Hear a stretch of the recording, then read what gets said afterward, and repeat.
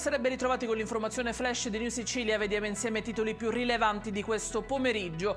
Riunione oggi a Palazzo d'Orleans per affrontare il tema dei ritardi nell'elaborazione e nella consegna dei referti istologici a Trapani. Schifani ha incontrato l'assessore Faraoni e i due dirigenti generali Iacolino e Scalzo. Nel frattempo la procura di Marsala sul caso dell'insegnante Maria Cristina Gallo, costretta ad attendere 8 mesi per l'esito di un esame istologico, ha aperto un'inchiesta.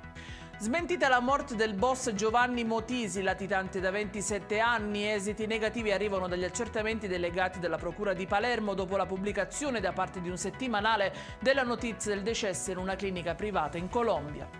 A Favignana, nel Trapanese, è stato ritrovato un cadavere tra gli scogli. Ad avvisare i carabinieri sono stati alcuni turisti che hanno visto il corpo in decomposizione, disposta l'autopsia. Identificato e denunciato dai carabinieri il giovane che questa mattina a Caltanissetta a bordo di una moto da cross ha investito una ragazza di 15 anni mentre attraversava sulle strisce pedonali per recarsi a scuola. La giovane ha riportato un trauma alla gamba. In chiusura il meteo, ancora nuvole e cieli grigi saranno i protagonisti sulla Sicilia per la giornata di domani. Le temperature andranno da minime di 1 grado a massime di 17.